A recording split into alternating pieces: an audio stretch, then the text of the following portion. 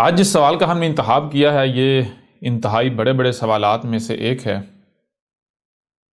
اور یہ سوال اپنے آپ میں انتہائی اہم ہے۔ اس سوال کو نہ صرف آپ انتہائی غور کے ساتھ سنیے گا، سمجھیے گا، بلکہ جب اس کا جواب دیا جائے، اس پر بات کی جائے، اسے بھی سنیں سمجھیں، اور اس کے بعد پھر اس کے برعکس جو بھی بات کی جاتی ہے یا جو آج تک کی جاتی رہی، جن کو آپ علماء کہتے ہیں، آپ ان کے سامنے رکھیں، ان کی کہی جانے والی بات وہ بھی ان کے سامنے رکھیں اس سوال کے اوپر، اور جو ہم آپ کے سامنے رکھتے ہیں یہ بھی سامنے رکھیں۔ پھر ان سے سوال کریں، ان سے پوچھیں کہ آپ خود ہی بتا دیں کہ ان میں سے حق کیا ہے۔ آیا آپ جو نسل در نسل کہتے چلے آ رہے ہیں وہ حق ہے، یا پھر یہ جو احمد عیسیٰ بات کہہ رہا ہے یہ حق ہے؟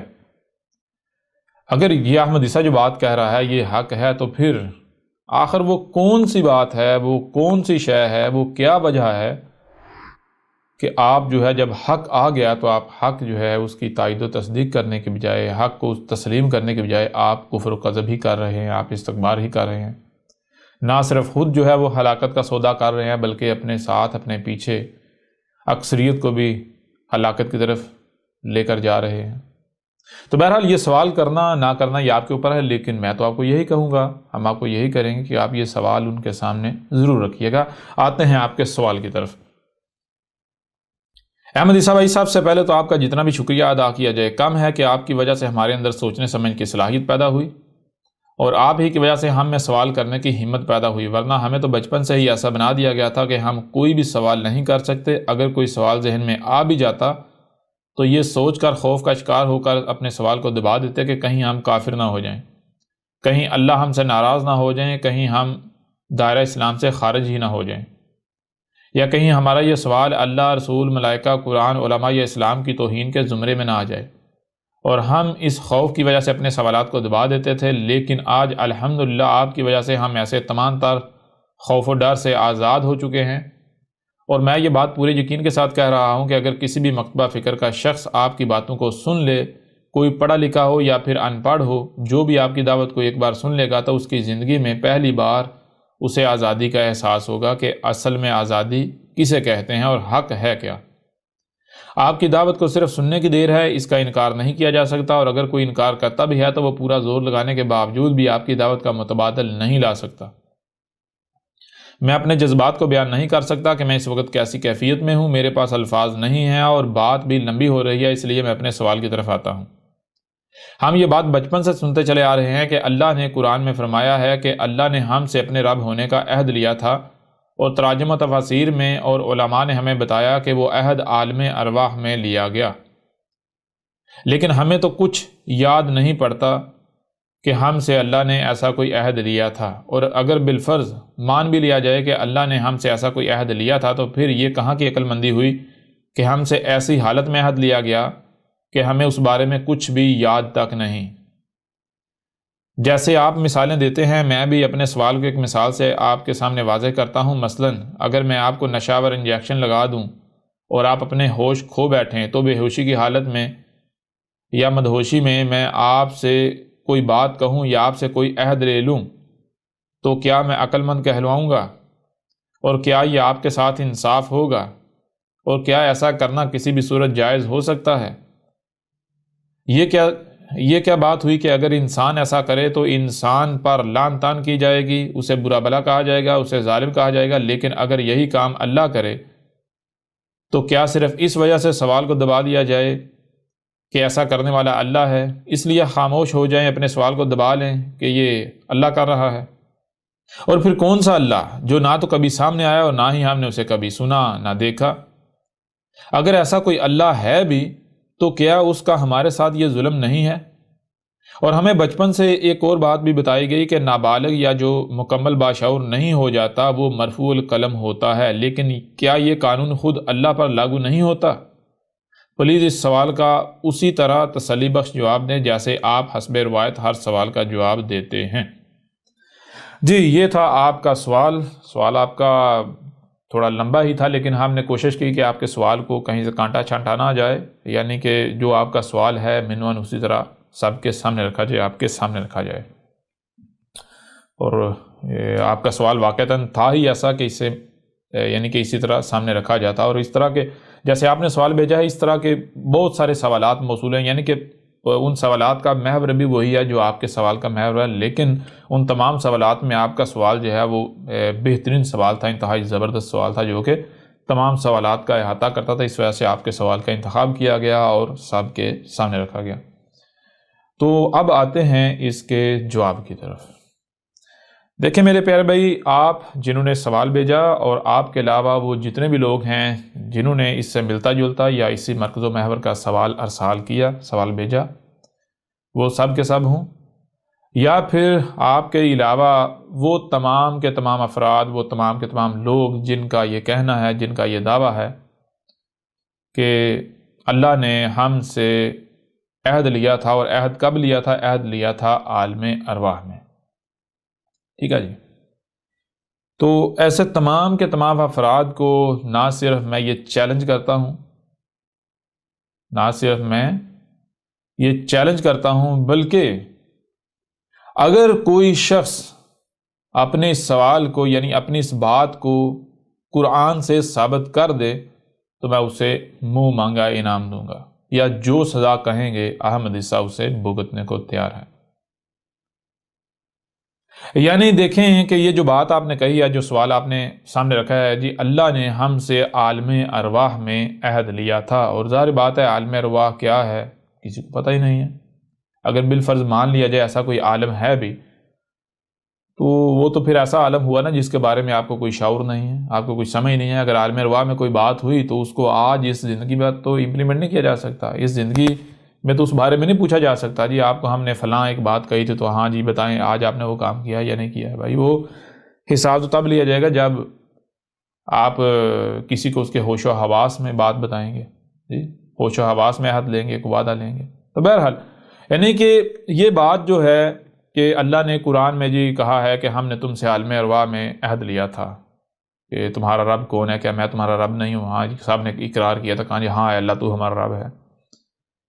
اگر دنیا کی کوئی طاقت یہ بات قرآن سے ثابت کر دے تو جو انعام کہیں گے احمد عیسیٰ وہ دینے کو تیار ہے، جو سزا کہیں گے احمد عیسیٰ وہ سزا بھگتنے کو تیار ہے، اس کے باوجود کہ یہ بات نسل در نسل چلی آ رہی ہے، اس کے باوجود کہ یہ بات صدیوں سے چلی آ رہی ہے، اس کے باوجود کہ یہ بات روایات میں ان کے تراجم کی صورت میں موجود ہے، اس کے باوجود کہ یہ بات قرآن کے تراجم و تفاسیر کی صورت میں موجود ہے، اس کے باوجود کہ اکثریت یہی بات کہتی ہے، اس کے باوجود کہ آپ کے جو علماء ہیں جن کو آپ علماء کہتے ہیں اور احمد عیسیٰ ان کو ملاٹے کہتا ہے، وہ تمام کے تمام ملاٹے اس بات پر متفق ہیں کہ اللہ نے ہم سے عالم ارواح میں عہد لیا تھا۔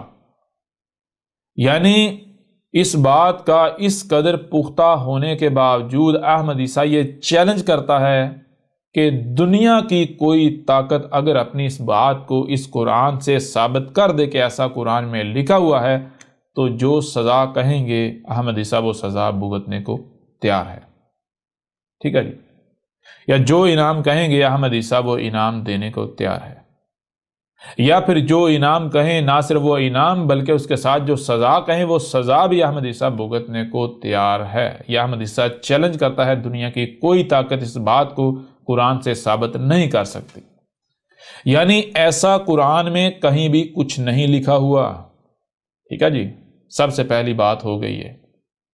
اب آئیں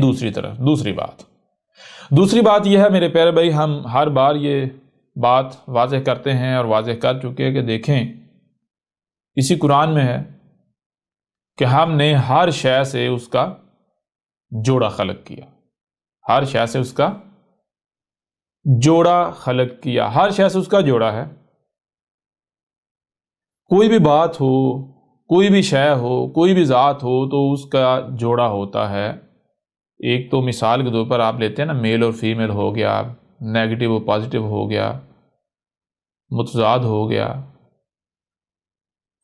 بات یعنی وہ بھی اس میں کوئی شک نہیں، وہ بھی جوڑا ہے۔ اس کے ساتھ ہر شے جو ہے وہ اس کا معاملہ کیا ہے، اس کا نہ صرف ظاہر ہے بلکہ باطن بھی ہے، یعنی ہر لحاظ سے جوڑا ہے، ہر لحاظ سے۔ تو کوئی بھی بات ہے، کوئی بھی ذات ہے، کوئی بھی شے ہے، کوئی بھی وجود ہے، تو وہ صرف وہی کل کا کل نہیں ہے جو ظاہر ہے، بلکہ ظاہر کے ساتھ ساتھ باطن بھی ہے، جسے عربوں کی زبان میں غیب بھی کہتے ہیں، ٹھیک ہے جی، غیب یعنی کہ جو چھپا ہوا ہے۔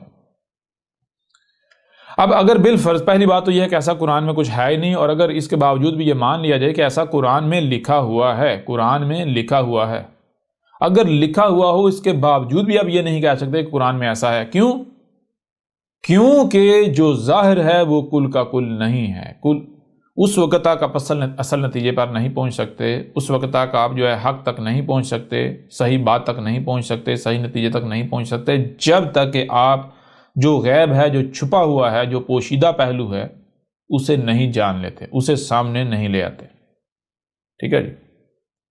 یعنی اگر قرآن میں یہ واضح الفاظ میں لکھا ہوا ہو، اس کے باوجود بھی آپ یہ نہیں کہہ سکتے کہ ایسا قرآن میں ہے، کیونکہ وہ ظاہر ہوگا، اور ظاہر کل کا کل نہیں ہے جب تک کہ اس کے ساتھ جو باطن ہے، جو چھپا ہوا ہے، وہ نہ سامنے آ جائے، ٹھیک ہے جی۔ لیکن یہاں تو معاملہ یہ ہے کہ قرآن میں ظاہر بھی نہیں لکھا ہوا، ایسا ظاہراً بھی ایسا کچھ نہیں لکھا ہوا، ظاہراً بھی ایسا کچھ نہیں لکھا ہوا، ٹھیک ہے جی۔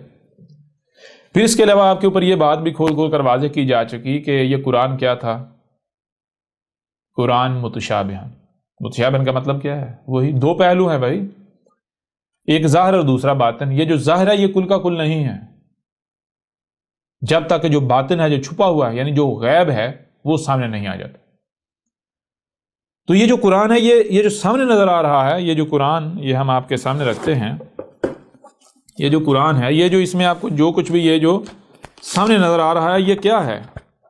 یہ ظاہر ہے، یہ ایک پہلو ہے، اور جو ظاہر ہے وہ کل کا کل نہیں ہوتا جب تک کہ جو باطن ہے وہ سامنے نہیں آ جاتا، ٹھیک ہے جی۔ تو اب قرآن کا جو باطن ہے، جو دوسرا حصہ ہے، اس کا علم کس کے پاس ہے؟ ظاہری بات ہے اسی کے پاس ہے جس نے اسے اتارا، جس نے اسے بھیجا، اس کے علاوہ اس کا علم کسی کے پاس نہیں ہے۔ اور یہی بات اس قرآن میں آپ کے اوپر بار بار واضح کی جا چکی، سورہ القیامہ میں ہے کہ یہ جو قرآن جو ہے، اس قرآن کو جب اتارا ہم نے ہے، یہ قرآن جو ہے یہ متشابہن ہے، تو پھر اس قرآن کو ہمارے علاوہ بیان کون کر سکتا ہے؟ یعنی اللہ کے علاوہ، اتارنے والے کے علاوہ کون ہے جو بیان کر سکے؟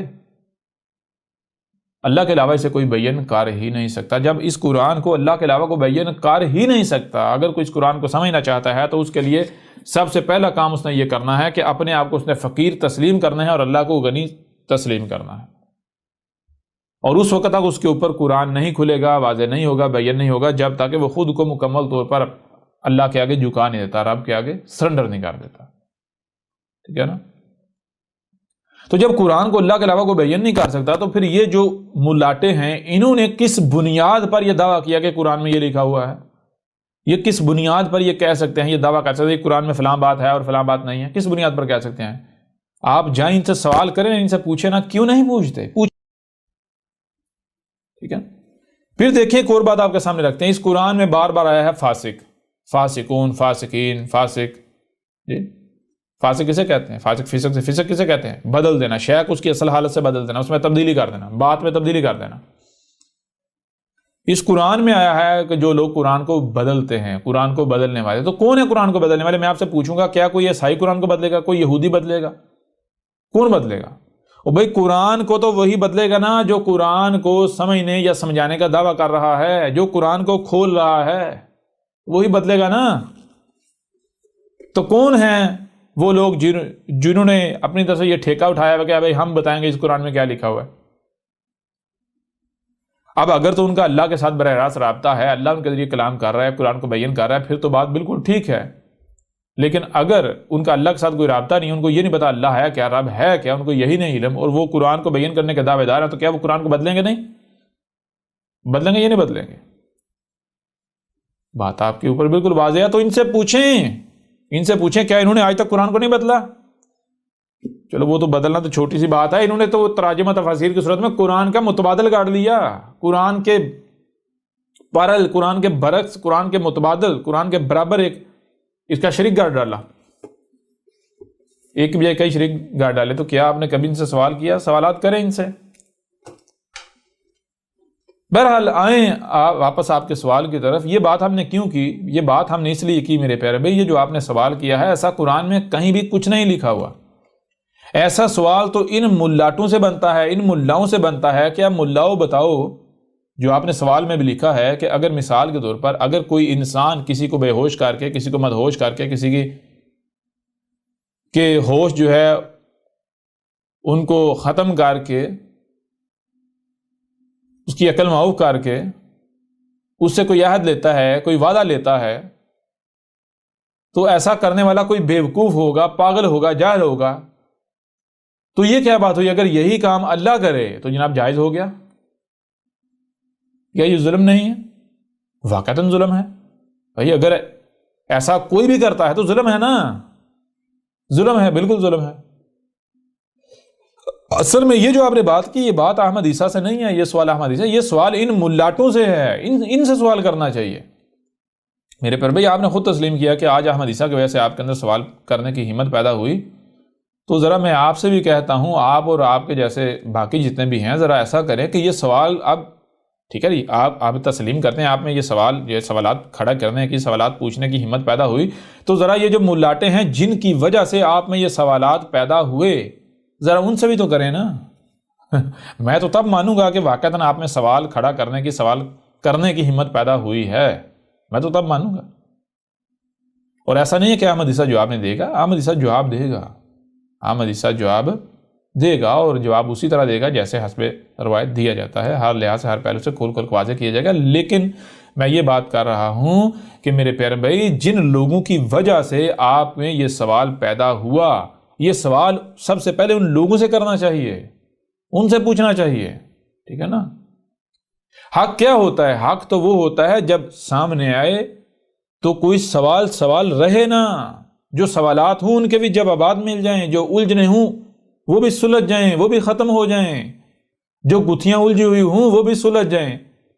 میں آپ سے سوال کرتا ہوں کہ یہ اگر ایسا کوئی اللہ ہے اور وہ جناب کوئی بات کرتا ہے، جس بات کرنے سے، جو حکم دیتا ہے، جو حکم دینے سے سوالات کھڑے ہو جائیں، بندہ الجھنوں کا شکار ہو جائے، ایسا کوئی یعنی کہ ایسا اللہ حق ہو سکتا ہے؟ ایسی بات حق ہو سکتی ہے؟ یہ تو باطل کی پہچان ہے۔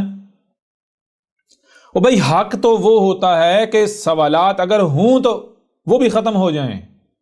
حق جب سامنے آتا ہے سوالات ہوں بھی تو ختم ہو جاتے ہیں۔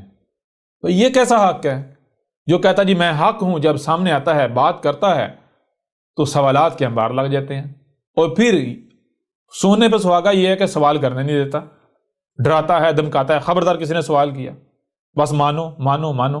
ایک طرف کہتا جی غور و فکر کرو، دوسرے کہتا نا عقل کا استعمال ہی نہیں کرنا، غور و فکر کرنا ہی نہیں، سوال تو کرنا ہی نہیں۔ یہ کیسا اللہ ہے؟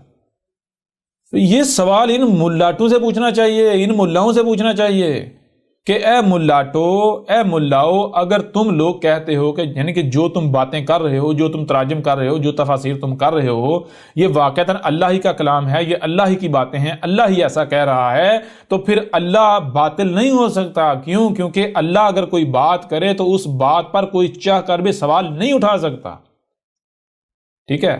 اور اگر کسی کے اندر کوئی سوال پیدا ہوتا بھی ہے تو اللہ سوال سے خوف نہیں کھائے گا، سوال سے نہیں ڈرے گا کہ نہ بھی سوال نہیں کرنا۔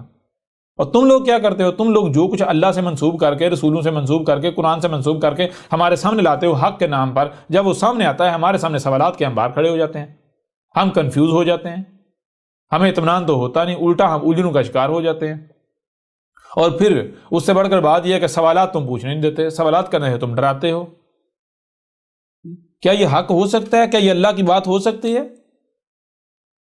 بھائی ان ملاٹوں کا تو اپنا کردار واضح کر رہا ہے کہ یہ آپ لوگوں کو اللہ کے نام پر گمراہ کر رہے ہیں، یہ آپ لوگوں کو، کیونکہ معاملہ یہ ہے کہ آپ پیدا ہوئے،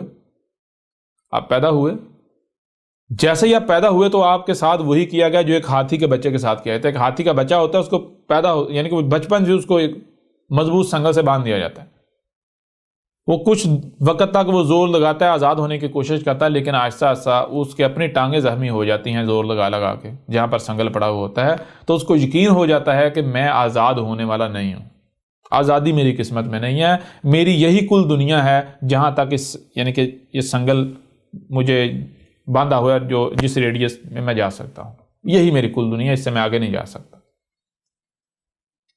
تو وہ جو ہاتھی کا بچہ ہوتا ہے، آہستہ سے ایک وقت آتا ہے کہ وہ اس بات کو، اس غلامی کو دماغی طور پر قبول کر لیتا ہے، ٹھیک ہے جی، دماغی طور پر، ذہنی طور پر وہ قبول کر لیتا ہے کہ بھائی میں اس سے باہر نہیں جا سکتا، میری یہی کل دنیا، اس سے باہر میں جا ہی نہیں سکتا، میں جو جی چاہے کر دوں، میں اس سے باہر نہیں جا سکتا، اس سے آگے نہیں جا سکتا۔ وہ دماغی طور پر تسلیم کر لیتا ہے۔ جب ہاتھی جو ہے، ہاتھی کا بچہ دماغی طور پر اس بات کو تسلیم کر لیتا ہے، اس کے بعد کیا ہوتا ہے؟ اس کا سنگل اتار دیا جاتا ہے۔ اس کے بعد ایک نلکی جو ہے، اس کا داغا، باریک سا داغا جو ایک بچہ توڑ دے، کچا داغا، وہ داغا لے کے ہاتھی کے پاؤں کو ڈال کے تو کسی جگہ پر باندھ دے، تو ہاتھی کی جرت نہیں ہوگی، بہت بڑا ہاتھی ہوگا، اس کی جرت نہیں ہوگی کہ وہ اس داغا جس ریڈیس میں اس کو رکھ رہا ہے اس سے باہر جائے، نہیں جائے گا۔ کیوں؟ کیونکہ ہاتھی نے دماغی طور پر اس غلامی کو قبول کر لیا ہوا ہے۔ بالکل یہی آپ لوگوں کے ساتھ کیا گیا اور کیا جاتا ہے۔ جب آپ کسی کے ہاں پیدا ہوتے ہیں، جس کے ہاں بھی پیدا ہوتے ہیں، آپ کے والدین آپ کو غلام بنا دیتے ہیں، آپ کے ملاٹے آپ کے ایک دائرے کے اندر بند کر دیتے ہیں، آپ کا معاشرہ آپ کو ایک دائروں کے اندر بند کر دیتا ہے، آپ کو بتایا جاتا ہے کہ یہی کل دنیا ہے، اس سے باہر آپ نہیں جا سکتے۔ بچپن میں آپ کو ڈنڈے کے ساتھ روکا جاتا ہے، سوچنے سے روکا جاتا ہے، سمجھنے سے روکا جاتا ہے، ٹھیک ہے نا، سوال اٹھانے سے روکا جاتا ہے، آپ کو ڈرایا جاتا ہے۔ تو آہستہ آہستہ کیا ہوتا ہے؟ آپ کے دماغوں میں اتنے بڑے بڑے خوف اور ڈر مسلط کر دیے جاتے ہیں، آپ کی سوچنے سمجھنے کی صلاحیتیں سلب کر لی جاتی ہیں، آپ کو غلام بنا دیا جاتا ہے، ٹھیک ہے۔ اور پھر نتیجہ اس کا کیا نکلے گا؟ اور نتیجہ کیا نکلتا ہے؟ آج آپ کے سامنے ہے، آج آپ کے سامنے ہے۔ اور آج اگر احمد عیسیٰ نے آپ کو احساس دلایا ہے آزادی کیا ہوتی ہے، تو ان لوگوں سے سوال کریں نا، ان لوگوں سے سوال کریں، ان سے سوال کریں کہ یہ جو تم نے ہمیں بچپن سے غلام بنا دیا، ڈر اور خوف ہمارے اوپر مسلط کر دیے، کیا اللہ ایسا کر سکتا ہے؟ اللہ تو سبحان ہے، اس کے لیے تو ہے ہی حمد جی۔ کیا اللہ کسی سوال سے گھبرائے گا؟ اللہ کسی سوال سے خوف کھائے گا، ڈر کھائے گا؟ کیا اللہ کسی کو باندھے گا جی؟ کیا اللہ کوئی کسی قسم کی پابندی لگائے گا؟ چھوٹی سی بات میں آپ کے سامنے رکھتا ہوں، چھوٹی سی بات، یہ جو کان ہے کسی مولوی نے تو نہیں بنائے، مانتے ہیں نا آپ کے رب نے بنائے۔ یہ جو آنکھیں ہیں کسی مولوی نے تو نہیں بنائی، یہ جو ہاتھ ہیں مولوی تو نہیں بنائے، ٹانگیں مولوی نے تو نہیں بنائی، یا کس نے مانتے ہیں نا رب نے بنائی۔ تو میں آپ سے پوچھتا ہوں، کیا رب نے یہ جو کان ہے ان کوئی دائرے کے اندر بند کیے، یا پھر جتنا بھی ظاہر ہے سننے کی صلاحیت دی؟ جتنا بھی ظاہر ہے، جس حد تک یہ کان سننے کی صلاحیت رکھتے ہیں، رب نے ان کو آزاد خلق کیا ہے، آنکھوں کو آزاد۔ کوئی رب نے آگے کوئی پردہ لگایا جب کوئی ایسی چیز آئے گی جو تم نے نہیں دیکھنی، جو تمہارے لیے اچھی نہیں ہے، تو آنکھیں بند ہو جائیں آٹومیٹک، یا دکھنا بند ہو جائے؟ ایسا ہوتا ہے؟ نہیں ہوتا۔ وہ رب نے تو آپ کو آزاد خلق کیا ہے، رب تو نہیں گھبراتا جی، رب تو نہیں گھبراتا۔ رب تو بار بار کہتا ہے بھائی تحقیق کرو، تحقیق کرو، تحقیق کرو۔ یہ ملا کیسا ہے، یہ لوگ کیسے جنہوں نے بچپن سے آپ کی تربیت ایسی کر دی؟ ان سے پوچھیں بھائی کیا تم لوگ اللہ کے نام پر ہمیں گمراہ نہیں کر رہے، ہمیں استعمال نہیں کر رہے؟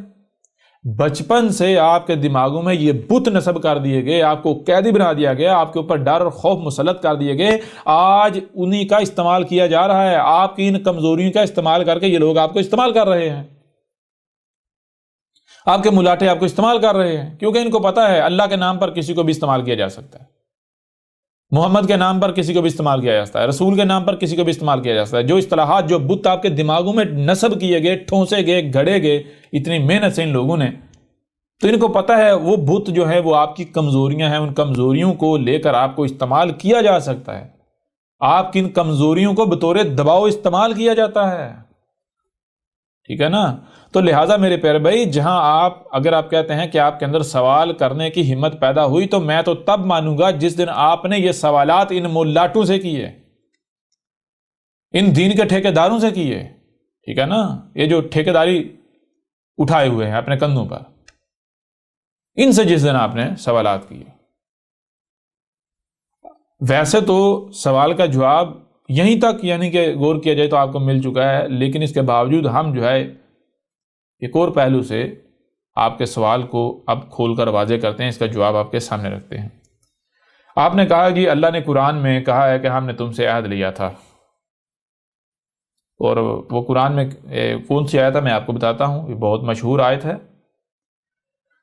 یہ آیت ہے سورہ الاعراف ہے، 7 نمبر سورت ہے، اور اس کی آیت ہے 172 172. تو اس میں ہے وَإِذْ أَخَذَ رَبُّكَ مِنْ بَنِي آدَمَ مِنْ ظُهُورِهِمْ ذُرِّيَّتَهُمْ وَأَشْهَدَهُمْ عَلَىٰ أَنفُسِهِمْ أَلَسْتُ بِرَبِّكُمْ قَالُوا بَلَىٰ شَهِدْنَا أَن تَقُولُوا يَوْمَ الْقِيَامَةِ إِنَّا كُنَّا عَنْ هَٰذَا الْغَافِلِينَ.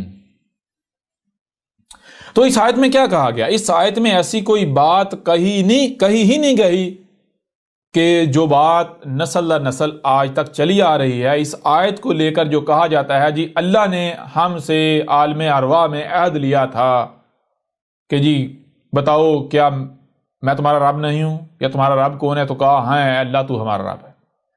آیت میں ایسی کوئی بات ہے ہی نہیں. آیت میں کیا ہے ذرا غور کیجئے گا. آیت میں وا اور از، تب، کب تب، یہاں بات شروع ہو رہی ہے اور سے. اور واؤ سے بات کیوں شروع ہوتی ہے؟ قرآن جو ہے یا اللہ جو ہے وہ واؤ سے، اور واؤ کا معنی ہوتا ہے اور سے بات کیوں شروع ہو رہی ہے؟ اور سے بات اس لیے شروع ہو رہی ہے میرے پیارے بھائیوں، یہ جو بات آپ نے کہی، جی اللہ نے عالم ارواح میں ہم سے عہد لیا تھا، تو یہ بات آپ نے کیا خود سمجھی ہے یا آپ نے سنی ہے کہیں سے؟ جی آپ نے یہ بات خود سے سمجھی ہے یا پھر آپ نے کہیں سے سنی ہے، کہیں لکھی ہوئی دیکھی ہے؟ تو اس کا جواب بالکل واضح ہے کہ یہ جو آپ کہہ رہے ہیں یہ آپ نے خود سے نہیں سمجھا کہ اللہ نے ایسا کہا، نہیں قرآن میں ایسا ہے، نہیں، یہ آپ نے خود سے نہیں سمجھا، بلکہ آپ نے سنا ہے کس سے؟ اپنے آباء و اجداد سے، اپنے ملاٹوں سے. آپ نے اپنے ملاٹوں کی، اپنے آباء و اجداد کی کتابوں سے، تراجم و تفاسیر میں ایسا لکھا ہوا پڑھا ہے، دیکھا ہے، سمجھا تو آپ نے ہے ہی نہیں. یہی بات یہاں کی جا رہی ہے. واؤ، وا، اور کا مطلب کیا ہے بھائی؟ ایک تو بات ہوا جو تم کہہ رہے ہو، جو تم نے سنی، جو دیکھی. تو ہم تم سے سوال کرتے ہیں کہ کیا ہم نے تمہیں صرف سننے اور دیکھنے کی صلاحیت دی کہ جو بھی سنائی دیتا ہے اسے منوان تسلیم کر لو، جو بھی دکھائی دیتا ہے اسے ویسے منوان تسلیم کر لو، جو بھی سنائی دیتا ہے دکھائی دیتا ہے اسی طرح عمل کرنا شروع کر دو، اسی کی طرف چلنا شروع کر دو؟ یا پھر اس کے درمیان میں ہم نے سمجھنے کی صلاحیت بھی رکھی کہ اس وقت تک عمل نہیں کرنا جب تک کہ جو سنائی اور دکھائی دے رہا ہے اسے سمجھ نہیں لیا جاتا؟ ہم نے سمجھنے کی صلاحیت دی یا نہیں دی؟ لہذا کیا تم نے جو سنائی دے رہا ہے، جو دکھائی دے رہا ہے اسے سمجھ لیا؟ نہیں، تم تو وہی کہہ رہے ہو جو تم نے سنا، جو دیکھا، جو تمہارے آباء و اجداد سے تمہیں منتقل، تم تو وہی رٹے لگا رہے ہو. اور چلو وہ جو بات تم کہہ رہے ہو جی اللہ نے عالم ارواح میں ہم سے عہد لیا تھا، یہ تم نے سنا نا، ٹھیک ہے، اس کو ایک سائڈ پر رکھو. آپ ایک کام اور کرو. کیا کرو؟ کہ ہم نے تمہیں جو سنائی اور دکھائی دے رہا اسے سمجھنے کی صلاحیت نہیں دی نا، تو ایک بار سمجھ کے تو دیکھ لو کیا یہ اللہ نے ایسا کہا ہے یا پھر یہ تمہارے ملاٹوں نے کہا ہے؟ ملاٹوں نے اللہ کے اوپر بہتان باندھا ہے، افترا کیا ہے، تمہارے بڑوں نے. جی سمجھ بھی تو لو نا ذرا. جب تم سمجھو گے تو پھر تمہارے اوپر حق کھل کر واضح ہو جائے گا کہ حقیقت کیا ہے اور تمہارے بڑوں نے، تمہارے ملاٹوں نے تمہارے ساتھ کیا کھلواڑ کیا ہے، پھر تمہیں سمجھ آئے گی. یہی بات مثال کے طور پر آپ دیکھیں، یہ دیکھیں ذرا، یہ سورت ہے المومنون، سورہ المومنون کی آیت نمبر 78 اس میں کیا ہے؟ وَهُوَ الَّذِي أَنشَأَ لَكُمُ السَّمْعَ وَالْأَبْصَارَ وَالْأَفْئِدَةَ قَلِيلًا مَا تَشْكُرُونَ. اس میں کیا کہا جا رہا ہے؟ وا اور ہوا، یہاں بات واو سے شروع ہو رہی ہے. آگے بات کیا، یعنی کہ آگے تم کو کیسا ہم بنایا گیا ہے؟ تمہیں کیسا بنایا گیا ہے؟ تمہیں بنایا گیا سننے والا، دیکھنے والا، نہ صرف سننے اور دیکھنے والا بلکہ سمجھنے والا بھی بنایا ہے. اچھا، کون تم کو ایسا سننے دیکھنے سمجھنے والا کس نے بنایا ہے؟ کون؟ یہ تم کیا سن رہے ہو اس کے بارے؟ جی اللہ نے بنایا نہیں، اللہ نے ہمیں بنایا، اللہ نے ہمیں بنایا، اللہ نے ہمیں بنایا، اللہ نے ہمیں بنایا، یہ تو سن ہی رہے ہو نا۔ کون سا اللہ جو اوپر آسمان اوپر چڑھ کے بیٹھا ہوا ہے؟ یہ تو تم سنتے آ رہے ہو نا، یہ تو تم نے سنا ہے اپنے بڑوں سے، نسل در نسل چلا آ رہا ہے، ان کی بڑوں کی کتابوں میں لکھا ہوا پڑھا ہے، دیکھا ہے، یہی ہے نا۔ کیا جو سنائی اور دکھائی دے رہا ہے وہی کل کا کل ہے؟ یا کیا ہم نے تمہیں صرف سننے اور دیکھنے کی صلاحیت دی؟ جو سنائی اور دکھائی دے رہا ہے اسے سمجھنے کی صلاحیت نہیں دی؟ ایک طرف تمہارے بڑے، تمہارے آباء و اجداد، تمہارے ملاٹے یہ کہہ رہے ہیں کہ تمہیں اللہ نے خلق کیا، اللہ نے خلق کیا، اللہ نے بنایا، اور کون ہے اللہ؟ اللہ کائنات سے الگ اوپر آسمانوں پر چڑھ کے بیٹھا ہوا ہے۔ یہ تو تم سن رہے ہو۔ تم ایسا کرو، تم ایک بار خود اپنی تخلیق میں بھی غور کر کے دیکھو کہ تمہیں کس نے خلق کیا ہے۔ تو جب تم اپنی تخلیق میں غور کرو گے تو تمہارے اوپر یہ بات کھل کر واضح ہو جائے گی کہ ایسا کوئی اللہ ایگزسٹ نہیں کرتا، وجود ہی نہیں رکھتا جو مذاہب کا اللہ ہے، جو نسل در نسل ہمارے نہیں کہ وہ دماغوں میں ٹھونسا گیا۔ ہمیں خلق کس نے کیا ہے؟ هو الذی ہوا، یہ جو بھی موجود ہے ہر طرف، اور جو بھی تمہیں نظر آئے، یہی وجود ہے، یہی ذات ہے جس نے تمہیں خلق کیا۔ اور تمہیں کیسا بنایا ہے؟ کیسا بنایا ہے تمہیں؟ ذرا غور کرو، کیا تم کو سننے کی صلاحیت نہیں دی؟ سننے والا خلق نہیں کیا گیا، بنایا گیا؟ بنایا گیا نا سننے والا، تو کیا صرف سننے والا بنایا گیا؟ اس طرح دیکھنے والا نہیں بنایا تمہیں؟ جی بنایا نا۔ تو کیا صرف سننے اور دیکھنے والا بنایا، یا پھر جو سنائی اور دکھائی دے رہا ہے اسے سمجھنے والا بھی بنایا؟ جی بنایا یا نہیں بنایا؟ تو اے عقل کے اندو، جب ہم نے تمہیں سننے کے لیے کان دیے، دیکھنے کے لیے آنکھیں دی، جو سنائی اور دکھائی دے رہا ہے اسے سمجھنے کی صلاحیت دی، تمہارے جو قلوب ہیں ان کو افائدہ کیا، یعنی قلوب جو دل ہیں وہ سنتے اور سمجھتے ہیں، وہ سمجھتے ہیں، وہ دیکھتے ہیں، جو ان کانوں سے سنا نہیں جا سکتا، ان آنکھوں سے دیکھا نہیں جا سکتا، دماغ سے سمجھا نہیں جا سکتا، تو پھر تم کیوں نہیں غور و فکر کرتے؟ تم کیوں نہیں سمجھ رہے؟ کیوں نہیں؟ یہی بات آگے گئی، قلیلا ما تشکرون، انتہائی تھوڑے ہیں جو کون سے؟ جو شکر کر رہے ہیں۔ شکر کیا؟ جو ان صلاحیتوں کا اسی مقصد کے لیے استعمال کر رہے ہیں جس مقصد کے لیے یہ دی گئی۔ یعنی جو صرف سنتے اور دیکھتے نہیں، جو ایسا نہیں کرتا صرف جو سنا اس کو مان لیا، جو دیکھا اس کو مان لیا، نہیں، جو سنتے اور دیکھتے ہیں اس کو سمجھ بھی رہے ہیں، بغیر سمجھے نہیں مانتے، ایسے انتہائی کم ہیں۔ اکثریت کا معاملہ کیا ہے؟ اکثریت جو ہے وہ کفر کر رہی ہے، اکثریت جو ہے وہ ظن کی اتباع کر رہی ہے، اکثریت اسی کے پیچھے چل رہی ہے جس کے اوپر اس نے اپنے بڑوں کو پایا۔ ٹھیک ہے جی۔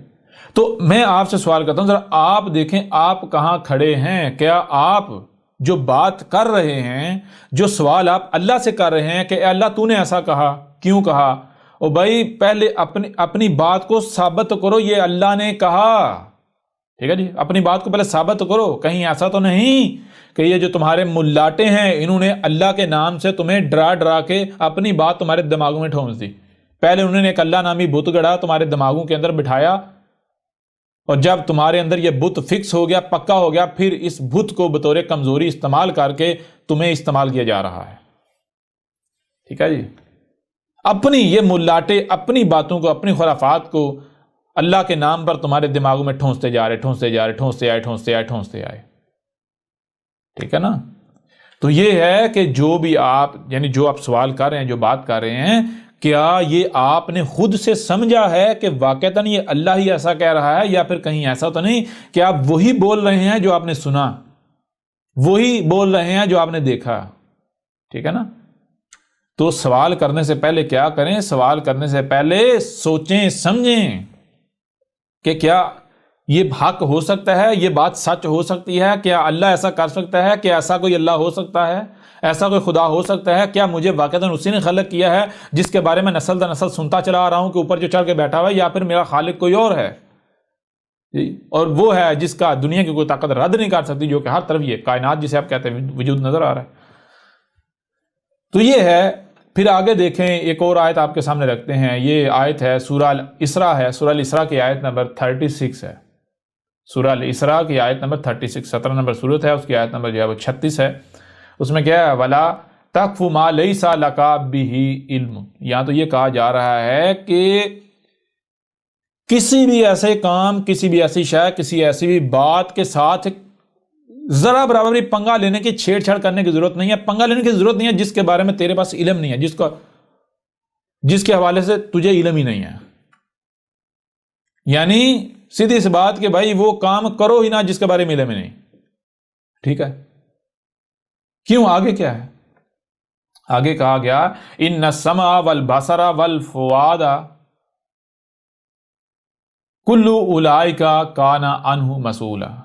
آگے جو بات کی جا رہی ہے کہ اس میں کچھ شک نہیں، یہ جو تمہیں سننے کی صلاحیت دی گئی ہے، جو تمہیں دیکھنے کی صلاحیت دی گئی، پھر سننے اور دیکھنے کی صلاحیت نہیں دی بلکہ سمجھنے کی صلاحیت دی ہے، وہ جو ان کانوں سے آنکھوں سے سنائی اور دکھائی دے رہا ہے اسے، بلکہ جو ان کانوں سے سنائی نہیں دیتا، جو آنکھوں سے دکھائی نہیں دیتا، جو کہ غیب ہے، جو چھپا ہے، اس سے بھی سمجھنے کی، اس سے بھی دیکھنے سننے اور سمجھنے کی صلاحیت دی گئی ہے. تو کیا ہوگا؟ کلن، یہ جتنی بھی صلاحیتیں تمہیں دی گئی ہیں، اولئک کان، جن کو اولئک جن کو بھی یہ صلاحیتیں دی گئی ہیں، جن کو بھی دی گئی، کانا یہ قانون میں کر دیا، انہو مسئولا، ان کے بارے میں جو ہے ایسی ہر صلاحیت کے بارے میں جو ہے وہ سوال کیا جا رہا ہے، سوال کیا جائے گا، پوچھا جا رہا ہے. ٹھیک ہے. اگر آپ کوئی بھی کام کرتے ہیں، کچھ بھی کرتے ہیں، کوئی بھی بات مانتے ہیں، تو ذرا دیکھیں کہ کیا آپ نے کس بنیاد پر اس بات کو مان لیا، کس بنیاد پر مان لیا، کہ صرف اس بنیاد پر مان لیا کہ میرے بڑوں نے کہا، کیا اس بنیاد پر مان لیا کہ یہ تواتر کے ساتھ چلی جا رہی ہے، کیا اس بنیاد پر مان لیا کہ اکثریت کہہ رہی ہے. تو اصل بنیاد یہ ہے کہ جو آپ نے سنا وہ اسے مان لیا، منوان تسلیم کر لیا. تو کیا تمہیں صرف سننے کی صلاحیت دی، یا پھر جو سنائی دیتا ہے اسے سمجھنے کی صلاحیت بھی دی؟ کیا ہم نے تمہیں صرف دیکھنے کی صلاحیت دی، یا پھر جو دکھائی دے رہا ہے اسے سمجھنے کی بھی صلاحیت دی؟ تو کوئی بھی کام کرتے ہو، کوئی بھی بات کرتے ہو، اس وقت تک نہ کرو جب تک کہ تم اسے سمجھ نہیں لیتے. کسی کی بھی بات اس وقت تک نہ مانو جب تک کہ سمجھ نہیں لیتے. لیکن تمہارا معاملہ کیا ہے؟ تم لوگوں نے اپنے دماغوں میں بت بٹھائے ہوئے ہیں، بت بنائے ہوئے ہیں. کسی ملاٹے کا بت، کہیں پر اللہ نامی بت، کہیں پر رسول نامی بت، طرح طرح کے بت بٹھائے ہوئے ہیں. اور دیکھا جاتا ہے کہ یہ شخص جو ہے اس کی کمزوری کیا ہے، اس کے دماغ میں کون سا بت ہے. اگر اس کے دماغ میں قرآن نامی بت ہے تو قرآن سے منسوب کر کے تمہارے، یعنی کہ اس کمزوری کا فائدہ اٹھاتے ہیں، اپنی بات کو تمہارے دماغوں میں ڈالا جائے گا، تم سے منوایا جائے گا. کیونکہ سامنے والے کو پتا ہے اگر میں نے اپنی بات، میں نے کہا جی یہ میری بات ہے مان جو، تو کوئی بھی نہیں مانے، وہ کہے گا تو کون ہے، تیری بات کیوں مان لوں. لہذا دیکھو کہ یہ کس کی مانتا ہے، اس کے دماغ میں بت کون سا ہے. تو اگر کسی کے دماغ میں قرآن نامی بت بنا دیا گیا، یہ ایسا ہے جناب، اس کو کوئی بھی بات بتاؤ یہ قرآن میں لکھا ہوا ہے تو مان جائے گا. خود تو اس کو پتہ نا قرآن ہے کیا، جو بھی بتاؤ کہ قرآن سے منسوخ کر کے مان جائے گا. لہذا ایسے لوگوں کو قرآن کے نام پر گمراہ کیا جاتا ہے، ان کو اپنے پیچھے چلایا جاتا ہے بھیڑوں کی طرح. اور جن کی کمزوری، کوئی بابا ہوتا ہے، کوئی ملاٹا ہوتا ہے، کوئی فرقہ ہوتا ہے، کوئی گروہ ہوتا ہے، کوئی جو جس کی کمزوری تھے، جس کے دماغ میں جو بت ہوتا ہے، اسی بت کو، اسی کمزوری کا فائدہ اٹھاتے ہوئے، اسی بت کا استعمال کرتے ہوئے، اسی کمزوری کا استعمال کرتے ہوئے یہ ملاٹے اپنی بات کو، یہ جو چلاک اور مکار لوگ ہوتے ہیں، یہ اپنی بات کو لوگوں کے دماغوں میں ٹھونستے ہیں، تمہارے دماغوں میں ڈالتے ہیں، تمہیں منواتے ہیں. ٹھیک ہے جی. کسی کے دماغوں میں روایات کا بت ہے، کسی کے دماغ میں باب بخاری کا بت ہے، باب مسلم کا بت ہے، کسی شیطان کا، یہ جتنے بھی شیاطین ہیں، طرح طرح کے شیاطین کے بت ہیں. تو جس کے دماغ میں جو بت ہے، پہلے یہ ملاٹے کیا کرتے ہیں، پہلے یہ ملاٹے تمہارے دماغوں میں بت ڈالتے ہیں، بت گڑتے ہیں، بت تراشتے ہیں، بت تراش کر فٹ کرتے ہیں.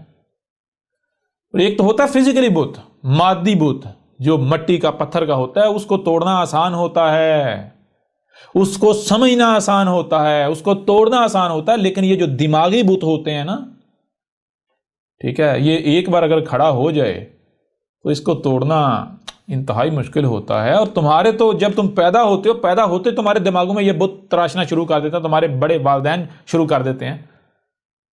اور جب تک تم بڑے ہوتے ہو، باشعور ہوتے ہو، تب تک اتنے مضبوط بت تمہارے دماغوں میں کھڑے کر دیے جا چکے ہوتے ہیں کہ پھر تم جو ہے وہ انہی بتوں کی غلامی کرتے ہو جو تمہارے دماغوں میں تصوراتی ہوتے ہیں.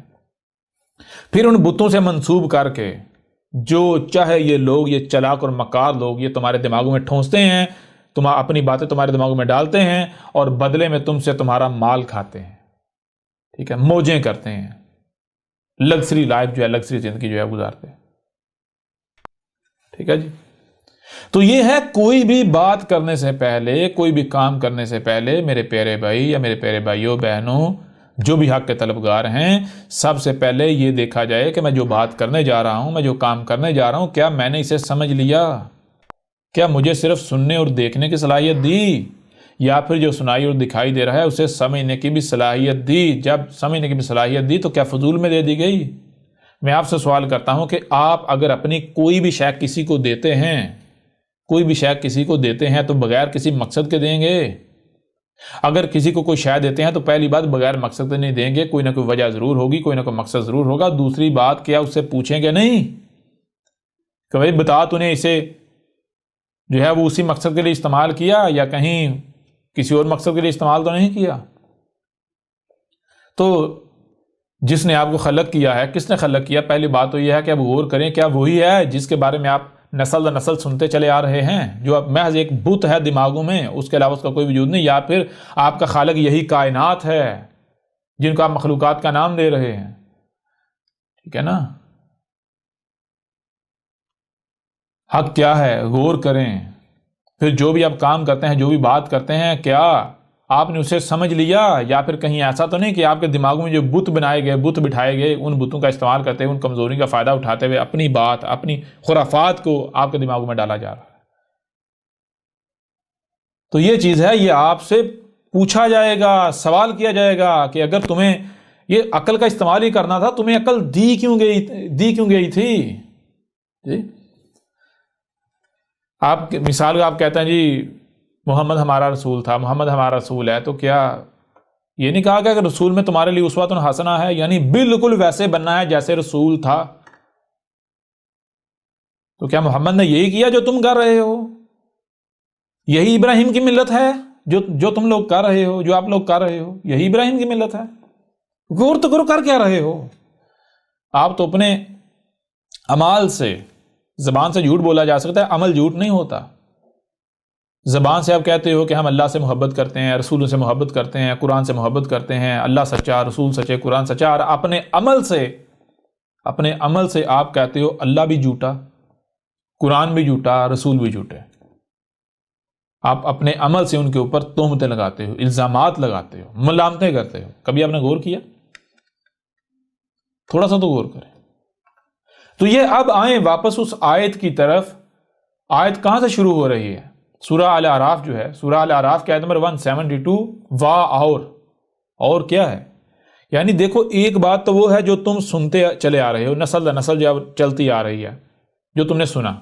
کیا سنا؟ تم نے یہ سنا کہ جناب اللہ نے عالم ارواح سے ہم سے عہد لیا تھا۔ اور عالم ارواح کیا ہے؟ پتہ ہی نہیں، یہاں تک کہ یہ نہیں علم روح کیا ہے۔ عالم ارواح، روح کی جمع ارواح بنا دیا۔ یہ تو ایسے جیسے آپ سے پوچھا جائے بھائی بتا پانی کی جمع کیا ہے؟ پانی کی جمع کوئی ہو سکتی؟ جی کوئی بیوقوف ہی ہوگا جو کہے جی پانی کی جمع بھی ہوتی ہے۔ بالکل تھا، روح کی جمع، جن لوگوں نے روح کی جمع ارواح بنا دیا، وہ تو خود اظہار کر رہے ہیں، خود بتا رہے ہیں کہ بھائی ہم سے بڑا بیوقوف کوئی اور ہو ہی نہیں سکتا۔ جو بندہ پانی کی جمع بنانا شروع ہو جائے وہ عقل مند ہوگا؟ بالکل اس سے اگر پانی کی جمع باندھ سکتی ہے تو بھائی روح کی جمع بھی باندھ سکتی ہے۔ پورے قرآن میں اٹھا کر دیکھو، پورے قرآن میں کہیں لفظ ارواح آیا؟ کہیں محمد نے یا کسی ایک بھی رسول نے اپنی زبان سے لفظ ارواح استعمال کیا؟ جی ثابت کر دے دنیا کی کوئی طاقت، ارواح کوئی لفظ ہے ہی نہیں، ارواح بن نہیں سکتا۔ بہرحال پہلی بات تو یہ ہے، نہ لفظ ارواح ہے، نہ ہی کوئی عالم ارواح ہے۔ یہ سب کے سب خرافات ہیں جو محمد سے پہلے چلی آ رہی تھی، جو یہودیوں اور عیسائیوں میں پائی جاتی ہیں۔ ٹھیک ہے نا؟ آگے بڑھیں۔ تو یہ ایک چیز تو وہ ہے جو تم سنتے چلے آ رہے ہو، جو تم نے اپنے بابوں کی، اپنے بڑوں کی کتابوں میں، ان کے لٹریچر میں دیکھا، لکھا ہوا دیکھا، یا جو تم سنتے چلے۔ ایک تو وہ چیز۔ دوسری چیز یہ ہے کہ کیا ہم نے تمہیں سننے اور دیکھنے کے لیے صرف یعنی سننے اور دیکھنے کی صلاحیت دی، یا پھر جو سنائی اور دکھائی اسے سمجھنے کی صلاحیت دی؟ جب تمہیں ہم نے سمجھنے کی صلاحیت دی تو لہٰذا ایسا کرو، جو سنائی اور دکھائی اسے ایک سائڈ پہ رکھو، اس کے بعد کچھ سمجھو بھی نا۔ پہلے سب سے پہلے تو یہ سمجھو تمہارا خالق کون ہے، اور اس کے بعد تمہیں ساری چیزیں سمجھ آ جائیں گی۔ تو یہ جب تم سمجھو گے تمہارے سامنے کیا آئے گا؟ کب جو ہے عہد لیا تھا؟ کیا تب لیا تھا جب یہ ملاٹے کہہ رہے ہیں عالم ارواح میں لیا تھا، ہماری پیدائش سے پہلے لیا تھا، ہماری تخلیق سے پہلے لیا تھا؟ یا پھر نتیجہ کچھ اور نکلا. نتیجہ یہ نکلا وَإِذْ أَخَذَ رَبُّكَ, عہد کس نے لیا؟ عہد تب لیا جب تمہارا رب کا مطلب کیا ہے؟ جس نے تمہیں تخلیق کیا, وجود میں لایا, اور جس نے تمہیں وجود میں لایا ہے اس نے عہد لیا. تو کب یہاں لفظ اللہ استعمال نہیں ہے, لفظ رب استعمال ہے. رب عہد لے رہا ہے تو رب تب ہی کروائے گا جب وہ خلق کرے گا, وجود میں لے کر آئے گا کسی کو. ٹھیک ہے جی, جب وہ وجود میں لے کر آئے گا, جب وہ رب ہوگا. ٹھیک ہے, یہاں لفظ رب کا یہ بتا رہا ہے کہ عہد تب آپ سے لیا گیا ہے جب آپ کو وجود میں لے آیا گیا, اور جو آپ کو وجود میں لے کر آیا اس نے آپ سے عہد لیا. تو وجود میں کون میں لایا آپ کو؟ وجود میں یہی کائنات, جسے یہ کائنات آپ کہتے ہیں, مخلوقات, یہی نیچر, فطرت, یہ کائنات آپ کو وجود میں لے کر آئی, جسے آپ مخلوقات کا نام دے رہے ہیں. یہ مخلوقات نہیں ہیں, یہ ایک وجود ہے, ایک وجود. ہر مخلوق دوسرے ساتھ کنیکٹڈ ہے, ایک ہی وجود ہے. یہ وجود تمہیں جو ہے وہ وجود میں لے کر آئے. اور پھر آگے من بنی آدم, جو بنی آدم ہے, جن کو آدم سے بنایا گیا. تو جب آپ اپنی تخلیق میں غور کریں گے آپ کو یہ بھی پتا چل جائے گا آدم کیا ہے, اور آدم سے جن کو بنایا گیا وہ کون ہے. یہ بھی سارا آپ کو سمجھ آ جائے گا. آدم وہ نہیں تمہارے سامنے آئے گا جو نسل در نسل تم سنتے چلے آئے, نہیں, بلکہ تمہارے سامنے آدم کیا آئے گا؟ زمین کا خون, جسے کروڈ آئل کہتے ہو, جسے ایک دوسرے پہلو سے 3 کہا گیا. اور من بنی آدم, جن کو آدم سے بنایا گیا. کون آدم سے, کن کو بنایا گیا؟ جب تم غور کرو تخلیق اپنے, تمہارے اوپر بالکل ہاں بھائی ہمیں آدم سے, یعنی زمین کے خون سے, جسے تم کروڈ آئل کہتے ہو, اس سے تمہیں تخلیق کیا گیا, اس سے بنایا گیا. اچھا پھر آگے عہد کب لیا گیا؟ آگے ذرا غور کیجیے گا. من ظہورہم, من سے ظہورہم, جیسے جیسے تم جو ہے آگے ظاہر ہوتے چلے جا رہے ہو, ظہور ہوتا, تمہارا ظہور ہوتا چلا جا رہا ہے. کیسے؟ ذریتہم, جو لوگ موجود ہوتے ہیں, جو بشر موجود ہوتے ہیں, ان کی ذریت اولاد کی صورت میں جب تم ظاہر ہوتے ہو تب عہد لیا جاتا ہے تم سے. جب تک تم کسی کی اولاد ہوتے ہو, بطور اولاد ظاہر ہوتے ہو, ذریت کی صورت میں, اولاد کی صورت میں ظاہر ہوتے ہو, جنم لیتے ہو, وجود میں آتے ہو, اس کے بعد جیسے تم وجود میں آتے ہو, ظاہر ہوتے ہو دنیا میں کسی کی اولاد کی صورت میں, تو تم سے عہد لینا شروع ہو جاتا ہے. تم سے تمہارا رب کون ہے. ٹھیک ہے جی. پھر تم کیسے پوچھا جا رہا ہے؟ زبان سے نہیں, پریکٹیکلی تمہارا رب کون ہے. یعنی کون ہے جو تمہیں وجود میں لے کر آیا, تو تم اپنے عمل سے اسی کی طرف کھینچے چلے جاتے ہو. کون ہے جس کے ہاتھ میں تمہارا نفع نقصان ہے, تو تم اسی کی طرف کھینچے چلے جاتے ہو. کون ہے جو تمہیں پہناتا ہے, تم اسی کی طرف جاتے ہو. کون ہے جو تمہیں کھلاتا ہے, کون ہوتے ہیں وہ تمہارا رب؟ تمہارے والدین جو تمہیں وجود میں لے کر آئے, تم انہی کی طرف کھینچے چلے جاتے ہو. تمہیں ذرا سے بھی یہی چوٹ لگتی ہے تو اسی کی طرف, انہی کی طرف دوڑے چلے جاتے ہو. یہ بات ہو رہی ہے. اور آگے آگے وَأَشْهَدَهُمْ عَلَىٰ أَنفُسِهِمْ, تو کہا یہ جتنے بھی موجود ہیں ان کی اپنی ذاتوں نے, اپنے وجود نے اپنے اوپر گواہی دی. أَلَسْتُ بِرَبِّكُمْ, کہ ان کا رب کون ہے. اپنے رب کے ساتھ تم لوگوں نے کیا کیا؟ تم لوگوں نے رب کے ساتھ یہ گواہی دی کر تمہارا رب کون ہے. رب کے ساتھ. ٹھیک ہے جی. یہ کیا بات ہو رہی ہے؟ یہ بات یہ ہو رہی ہے کہ جب تمہیں وجود میں لایا گیا تو ذرا غور کرو, تمہیں وجود میں کون لے کر آیا؟ کہ اوپر بیٹھا اللہ لے کر آیا, یا تمہارے والدین تمہیں وجود میں لے کر آئے؟ تمہارے والدین. تو تمہارے والدین تمہارے رب تھے. کب وہ تمہیں وجود میں لے کر آئے نا. پھر اس کے بعد کون تمہیں ہر لحاظ سے دیکھتا تھا, تمہارے نفع نقصان کا خیال رکھتا تھا, تمہیں پہناتا تھا, کھلاتا تھا؟ کون؟ وہی نہیں جو تمہیں وجود میں لے کر آئے. تو جب تک تم بچے تھے, جب تک تم انہی کے محتاج تھے جو تمہیں وجود میں لے کر آئے, اس وقت تمہارا کردار کیا تھا؟ کیا کہتے تھے؟ کیا وہی نہیں کہتے تھے جو تمہیں وجود میں لے کر آئے, جنہوں نے تمہیں پالا پوسا, بڑا کیا, بڑا کر رہے تھے, پال پوس رہے تھے, جس کو وہ صحیح کہتے تھے وہی نہیں مانتے تھے تم؟ اسے ہی صحیح نہیں کہتے تھے، جسے وہ غلط کہتے تھے اسے ہی تم غلط نہیں کہتے تھے، جو وہ تمہیں کھلاتے تھے کھانے کو دیتے تھے وہی نہیں کھاتے تھے، جو وہ پینے کو دیتے تھے وہی نہیں پیتے تھے، جہاں وہ لے کر جاتے تھے جدھر وہ جانے کا کہتے تھے ادھر نہیں جاتے تھے۔ بتاؤ ذرا، کب تک؟ جب تک تم اپنے والدین کو اپنا رب سمجھتے رہے۔ کیسے سمجھتے رہے؟ اپنے عمل سے تم یہ اعلان کرتے رہے کہ ہمارا رب ہمارے والدین ہیں۔ جب تمہیں کسی چیز کی حاجت ہوتی ہے تم ہاتھ اٹھا کر یہ نہیں کہتے تھے کہ اے ہمارے پیدا کرنے والے ہمیں یہ چیز دے دے، نہیں، تمہیں پتا ہوتا تھا ہمارا رب کون ہے؟ ہمارا رب کون ہے؟ یہ ہمارے والدین، یہ ہیں ہمارے، یہ ہمیں وجود میں لے کر آئے، یہ ہمارے نفع نقصان کے بارے میں جانتے ہیں۔ جب تمہیں کوئی تکلیف ہوتی تھی تو اپنے والدین کی طرف دوڑے۔ یہ ہے تم نے جو تمہارا رب تھا، تم نے اپنے رب کے ساتھ اپنی ذاتوں کے ساتھ گواہی دی، تمہاری ذاتوں پر گواہی موجود ہے، ٹھیک ہے نا؟ تمہاری ذاتیں، تم اپنی ذاتوں کے ساتھ اور اپنے رب کے ساتھ جو ہے وہ گواہی دے چکے ہوئے، ٹھیک ہے نا، کہ تمہارا رب کون ہے۔ تو چیز یہ ہے کہ جب تک تم اس سٹیج پر تھے، یعنی کہ جب تک تم جو تمہیں وجود میں لے کر آئے، تم سمجھتے تھے کہ یہ ہے تمہارے، یعنی رب کسے کہتے ہیں؟ رب کہتے ہیں جو وجود میں لے کر آیا، نہ صرف وجود میں لے کر آیا بلکہ اس کے بعد پروان چڑھانا، کیا فائدہ مند ہے، کیا نقصان دہ، نقصان سے بچانا، فائدے کی طرف لے کر جانا، کھانے کو دینا، پینے کو دینا، پہننے کو دینا، جو ضروریات ہیں وہ ضروریات، وہ نیڈز فراہم کرنا۔ تو ذرا غور کرو، جب تم وجود میں تمہیں لے کر آیا گیا، جب تم کسی کی اولاد کی صورت میں وجود میں آئے تو اس وقت تمہارا رب کون تھا؟ کس کو تم نے رب تسلیم کیا تھا؟ کھانے کے لیے کس کی طرف رجوع کرتے تھے؟ پینے کے لیے کس سے مانگتے تھے؟ یعنی کہ اگر کہیں سے کوئی تکلیف، آگ چھوتی تھی، تکلیف ہوتی تھی، کس کی طرف دوڑ کے جاتے تھے؟ کیا انہی کی طرف نہیں جاتے تھے کہ جنہوں نے تمہیں وجود دیا تھا؟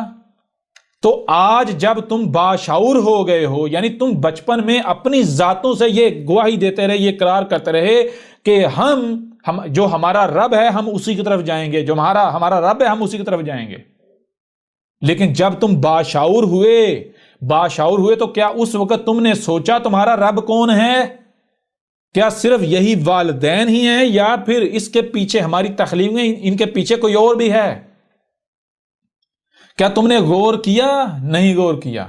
یہی جب تم غور کرو گے تو تمہارے اوپر واضح ہو جائے گا۔ جب تک ضرب تمہیں شعور نہیں تھا، تم یہ سمجھتے تھے کہ ہمارا رب ہمارے والدین ہیں، جیسے یہ قرآن میں آتا ہے ربی ارحمہما کما ربیانی صغیرا، ربی ارحمہما، ربی میں رب ہوں، میں بطور رب ہونے کے میں کیا کر رہا ہوں؟ ارحمہما، کیا کرنا؟ رحمہما، میں یہ جو دونوں ہیں ان کو محفوظ کر رہا ہوں، ان کا بھلا سوچ رہا ہوں، ان کو یعنی کہ ہلاکت سے بچا رہا ہوں، ان کو ہر لحاظ سے محفوظ کر رہا ہوں۔ کیسے؟ کما، بالکل اسی طرح، ربیانی، جس طرح یہ میرے رب تھے، صغیرہ، میں چھوٹا تھا یہ میرے رب تھے، جیسے میں چھوٹا تھا یہ میرے رب تھے، ٹھیک ہے؟ اسی طرح آج جب یہ میرے محتاج ہیں تو میں نے ان کا رب بننا ہے، جیسے انہوں نے بچپن میں مجھے یہ میرے رب بنے، مجھے انہوں نے ہر تک یعنی میری انہوں نے دیکھ بھال کی، جو میری ضروریات تھی مجھے فراہم کی، یہ میں اگر ضد کرتا تھا یہ میری ضد جھیلتے تھے، میں اگر یعنی کہ اگر میں غصہ بھی کرتا تھا یہ میرے غصے کو جھیلتے تھے، یہ مجھے برداشت کرتے تھے، یہ میرا نفع سوچتے تھے، نقصان سے مجھے بچاتے تھے، یہ میری دیکھ بھال کرتے تھے۔ سمجھ آ رہی ہے نہیں آ رہی؟ تو جیسے بچپن میں انہوں نے مجھے پالا پوسا، میرا خیال رکھا، میری کیئر کی، یہ میرے رب تھے، بالکل آج جب یہ میرے محتاج ہیں تو میں میرے اوپر کیا ذمہ داری ہے؟ انہوں نے میرے اوپر احسان کیا تھا، آج میں احسان کا بدلا چکا ہوں، اب آج میں ان کا رب بنوں، جب یہ بوڑھے ہو چکے ہوئے، جب یہ آج میرے محتاج ہیں، ٹھیک ہے؟ اللہ۔ تو چیز یہ ہے کہ ذرا غور کریں قرآن کیا کہہ رہے ہیں۔ جب آپ بچے تھے تو آپ مجھے یہ بتائیں کہ آپ کس کی طرف جاتے تھے، کس کی طرف لپکتے تھے؟ کہ آپ یہ کہتے تھے کہ اے اللہ مجھے بھوک لگی ہے، اے اللہ مجھے یہ کر دے، اے اللہ مجھے پہننے کو دے دے، یا پھر آپ کھانے کے لیے کس کی طرف لپکتے تھے؟ کس سے کھانا مانگتے تھے؟ کس سے پینے کے لیے مانگتے تھے؟ کس کی طرف لپکتے تھے؟ ہر جب بھی تمہیں کسی بھی چیز کی ضرورت پیش آتی تھی تو کس کی طرف لپکتے تھے؟ کیا اپنے والدین کی طرف نہیں لپکتے تھے؟ تو والدین کون ہوئے؟ کیا کیوں لپکتے تھے ان کی طرف؟ کیونکہ تم انہیں اپنا رب سمجھتے تھے، وہ تمہارے رب تھے۔ کسی ہمسائے کی طرف کیوں نہیں جاتے تھے؟ بھوک لگتی تھی تو کسی غیر کی طرف کیوں نہیں جاتے تھے؟ تو آج جب تم باشعور ہوئے ہو تو ذرا غور کرو، کیا تمہارے جو والدین ہیں کیا وہی تمہیں وجود میں لے کر آئے یا ان کے پیچھے کوئی اور بھی ہے؟ تو آج جب تمہیں شعور دیا ہے، سوچنے سمجھنے کی صلاحیت دی ہے، جو سنائی اور دکھائی سمجھنے کی صلاحیت دی، جب تم سمجھو گے تمہارے سامنے آئے گا تمہاری تخلیق میں تمہیں وجود میں لانے والے صرف تمہارے والدین ہی نہیں بلکہ یہ کائنات ہے۔ جب تم اپنی تخلیق میں غور کرو گے تمہارے اوپر واضح ہو جائے گا کہ تمہارا رب یہ کائنات ہے، آسمان و زمین یہ کائنات۔ تو جیسے بچپن میں تم نے اپنے والدین کو اپنا رب تسلیم کیا تھا، اپنے والدین کو یعنی تم نے اپنا رب مانا، گواہی دی، اس طرح یعنی کہ رب کے ساتھ گواہی دی کہ رب کسے کہتے ہیں، اسے رب کہتے ہیں، بالکل اسی طرح آج تم نے اس کائنات اس کے وجود کو اپنا رب بنانا ہے۔ تو کیا بنا رہے ہو؟ نہیں بنا رہے، پھر رہے ہو جی۔ کالو کہہ رہے ہیں بلا شاہدنا، بلکہ ہم تو گواہی دے رہے ہیں، ہم نے تو گواہی دے دی، یعنی وہی بچپن میں تمہاری ذاتوں نے گواہی دے دی تھی، تمہارے وجود نے، کہ ہمارا رب کون ہے۔ بچپن میں کس بنیاد پر والدین کو کہتے تھے کہ پہناؤ کھلاؤ؟ ہر جب کوئی بھی ضرورت پیش آتی تو والدین کی طرف، بڑوں کی طرف کیوں دوڑے جاتے تھے جی؟ کیا پھر تب شرک کر رہے تھے؟ اگر کوئی اللہ اوپر آسمانوں پر چڑھ کے بیٹھا ہوا ہے پھر تو شرک ہو گیا۔ تمہاری ذاتیں خود گواہ ہیں، جب تم کسی کی ضروریت اولاد کی صورت میں وجود میں آئے تھے، ضرورت کی صورت میں، کہ رب کون ہے، رب کسے کہتے ہیں، رب بنانا کیا ہوتا ہے، رب کسے بنانا ہے، کون رب بنانے کیا حل ہے۔ تو آج ذرا غور کرو، جب تم غور کرو گے تمہارے اوپر بالکل واضح ہو جائے گا تمہارا رب کون ہے۔ تمہارا رب یہی کائنات ہے۔ کیسا رب بنا رہے ہو؟ جو تمہاری نیڈز ہیں نیچر سے لے رہے ہو یا پھر ضد کر رہے ہو، دشمنی کر رہے ہو؟ ذرا غور کرو، بچپن میں جب تم اپنے والدین کے محتاج تھے تو اگر تم والدین کی بات نہیں مانتے تھے، جس طرف جانے سے والدین تمہیں روکتے تھے اس طرف تم جاتے تھے، نقصان ہوتا تھا یا نہیں ہوتا تھا؟ ہوتا تھا نا جی؟ ہوتا تھا نقصان یا نہیں ہوتا تھا؟ شر کا سامنا کرنا پڑتا تھا یا نہیں کرنا پڑتا تھا؟ تو آج ذرا غور کرو، تمہارا رب کون ثابت ہوتا ہے؟ کون تمہیں وجود میں لے کر آئی؟ یہی کائنات تمہیں وجود میں نہیں لے کر آئی؟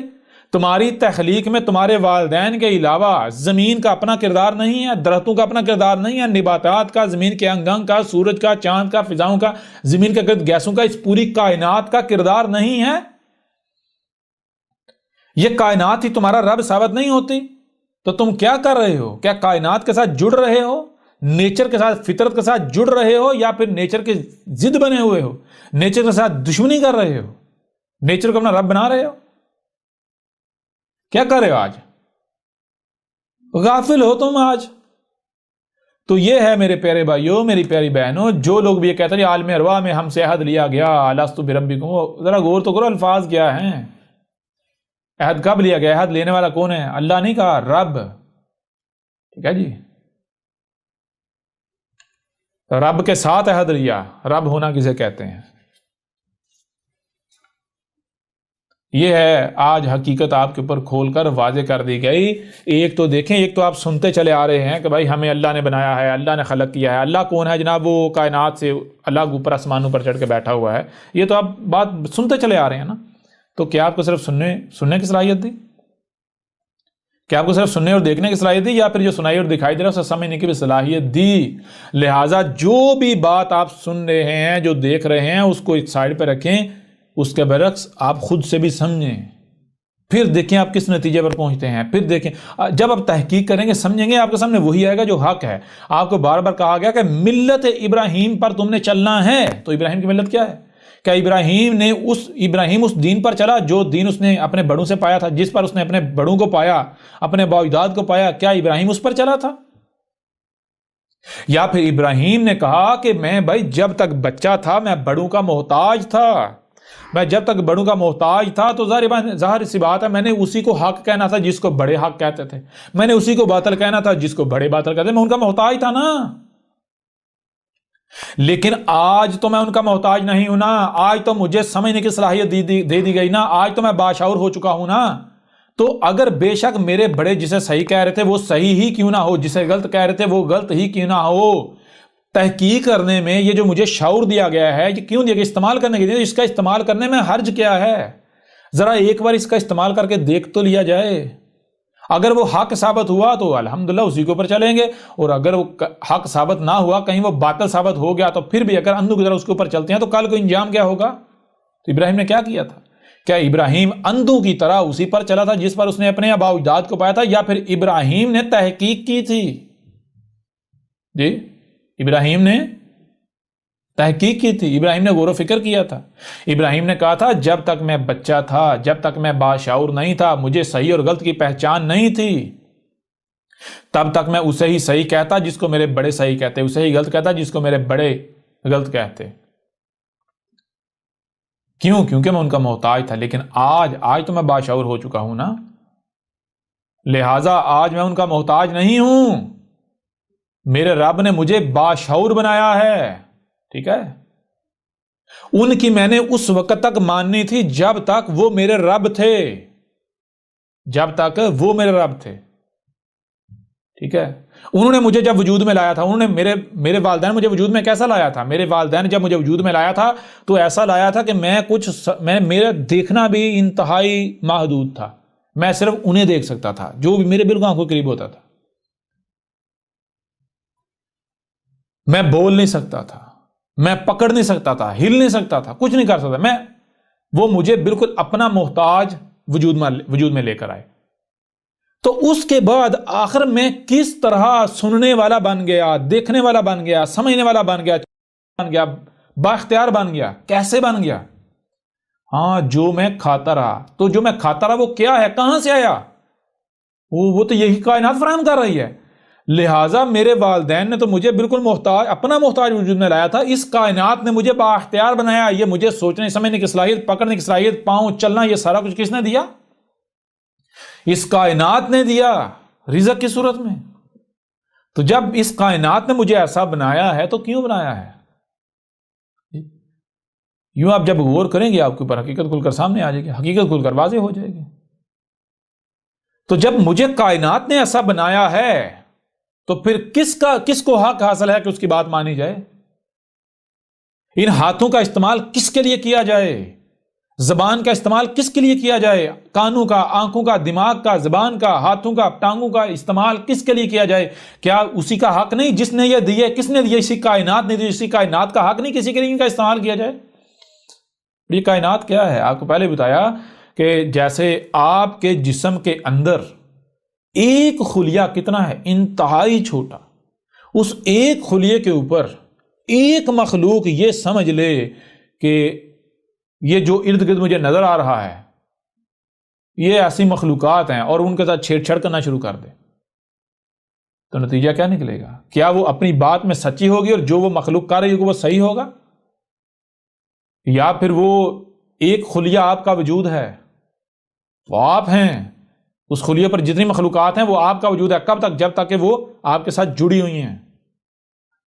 وہ کوئی مخلوق اگر ضد بن جاتی ہے اسے آپ کیا کہیں گے؟ آپ کہیں گے وائرس، شریک، آپ کے وجود کے اندر ایک دوسرا وجود، تو آپ اسے، جو بھی آپ کے وجود کے اندر کوئی دوسرا وجود بنے گا آپ اسے برداشت کریں گے؟ اپنے جسم کے اوپر پھوڑا برداشت کریں گے؟ برداشت کریں گے؟ نہیں نہ کریں گے۔ کیوں؟ وہ شریک بن جاتا ہے آپ کا۔ بالکل اسی طرح آپ رب کے اندر موجود ہیں، آپ کو یہ جو نظر آ رہا ہے آپ کو اپنا رب ہی نظر آ رہا ہے، ٹھیک ہے؟ لیکن انتہائی تھوڑا نظر آ رہا ہے نا، اس وقت آپ کو لگتا ہے یہ مخلوقات الگ الگ نہیں ہے۔ ذرا تحقیق کرو، غور کرو، کیا ہر مخلوق ایک دوسرے کا کنیکٹڈ نہیں ہے؟ آپ اپنے رب میں موجود ہو، اللہ میں موجود ہو، ٹھیک ہے؟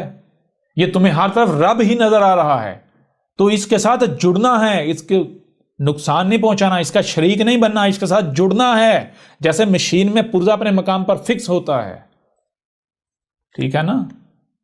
کیا یہ کر رہے ہو؟ نہیں کر رہے. اگر نہیں کر رہے تو جان لو آج آخری موقع ہے تمہارے پاس، آخری موقع ہے. یوں نہ صرف اس سوال کا جواب آپ کے اوپر کھول کر واضح کر دیا گیا، بلکہ یہ جو اتنا بڑا دجل قرآن سے منسوب کیا گیا، جو قرآن کے اوپر افطرا کیا گیا، ان ملاٹوں نے جو اللہ کے اوپر افطرا کیا تھا، افطرا عظیم، اس کی حقیقت بھی آپ کے اوپر کھول کر واضح کر دی کہ یہ ملاٹے، تمہارے ملاٹے جنہوں نے دین کا ٹھیکہ اٹھایا ہوا ہے، کتنے بڑے مجرم ہیں. ان کو مجرم ثابت کر دیا.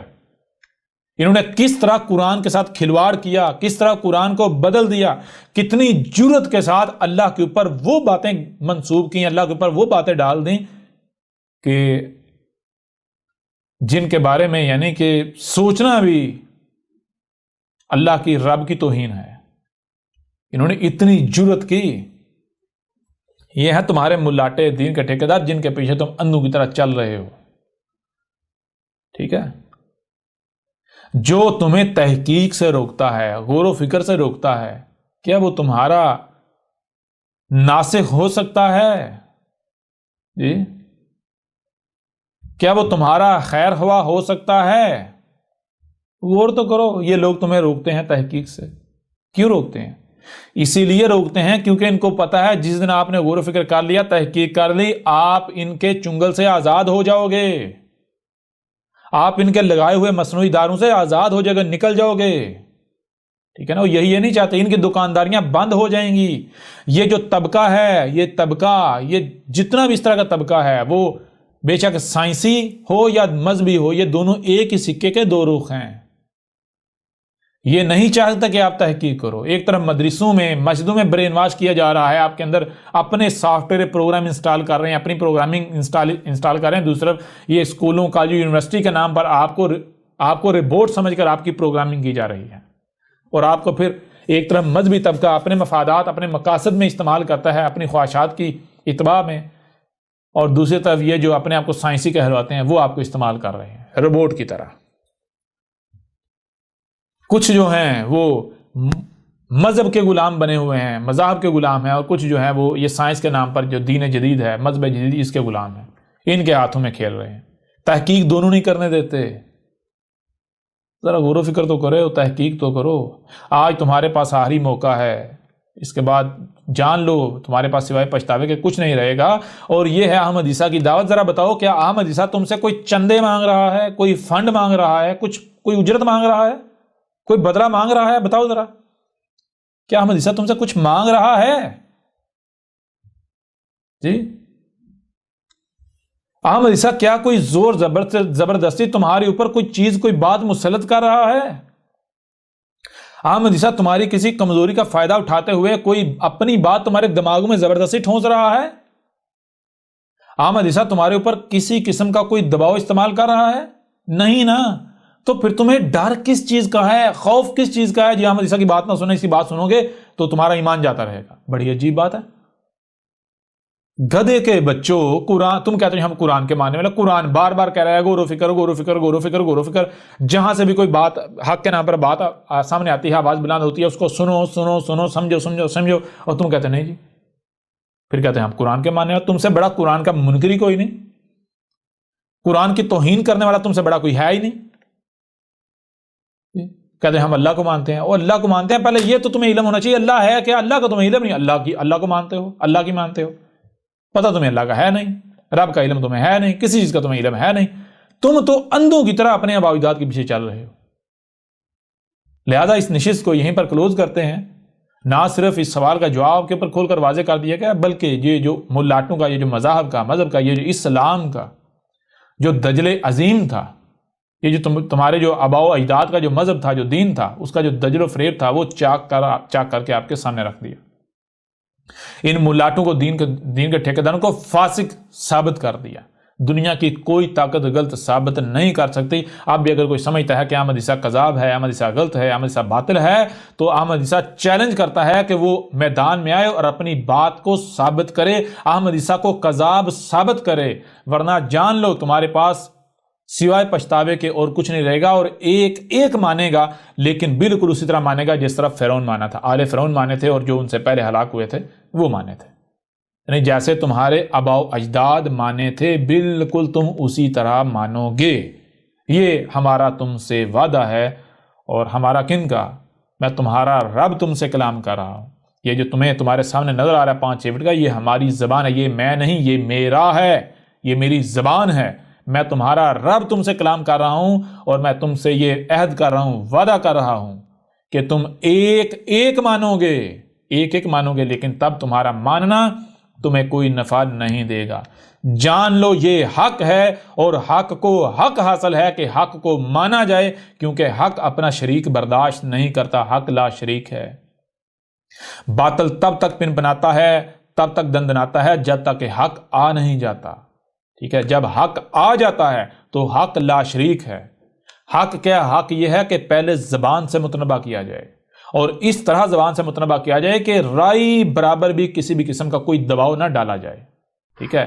کوئی مانے تو دل سے مانے، جو کفر کرے انکار کرے تو دل سے کفر کرے، دل سے انکار کرے، کھل کر انکار کرے۔ یعنی وہ یہ نہ ہو کہ وہ دیکھے کہ اگر میں نے نہ مانا، میں نے کفر کیا تو میرے اوپر کوئی سختی آئے گی، میرے اوپر تشدد کیا جائے گا، یعنی کسی قسم کا بھی دباؤ استعمال نہیں کیا۔ حق یہ ہے کہ پہلے زبان سے متنبہ کیا جائے، اور اس طرح متنبہ کیا جائے کہ رائی برابر بھی دباؤ استعمال نہ کیا جائے، اور پھر جب زبان سے متنبہ کر لیا جائے، زبان اپنا کام کر لے، تو اس کے بعد پھر ہاتھوں کو حرکت میں لایا جائے، اس کے بعد پھر ڈنڈا چلایا جائے۔ جب ہاتھ حرکت میں آئیں گے تو پھر ہر کوئی مانے گا، پھر جو لاتوں کے بوت ہیں وہ مانیں گے۔ اور حق ایسا کیوں کرتا ہے؟ حق ایسا اس لیے کرتا ہے کیونکہ حق ہے، کیونکہ اگر ایسا نہیں کیا جائے گا، پہلے ہی ڈنڈے کا استعمال کیا جائے گا، تو کل کو ہر کوئی یہ کہے گا، بعد میں ہر کوئی یہ کہے گا، جب ڈنڈا چلایا جائے گا ہر کوئی یہ کہے گا کہ اگر یہی بات ہمیں زبان سے کہی جاتی تو ہم مان جاتے، ڈنڈا تو آپ کے پاس تھا ہی نا، طاقت تو آپ کے پاس تھی ہی نا، تو پہلے کم از کم ایک بار زبان سے کہہ کر تو دیکھ لیتے، اگر ہم نہ مانتے تو ڈنڈا چلا لیتے۔ یہ وجہ ہے جس وجہ سے حق پہلے زبان کا استعمال کرتا ہے۔ حق کیا ہے؟ حق یہ ہے کہ اس کے اوپر کوئی اعتراض چاہ کر بھی نہ اٹھا سکے، ٹھیک ہے؟ کوئی سوال چاہ کر بھی نہ اٹھا سکے، یہ ہے حق۔ لہذا جان لو حق کو حق حاصل ہے کسے مانا جائے، تم ایک ایک مانو گے، لیکن تب تمہارا ماننا تمہیں کوئی نفع نہیں دے گا، یہ ہمارا تم سے وعدہ ہے۔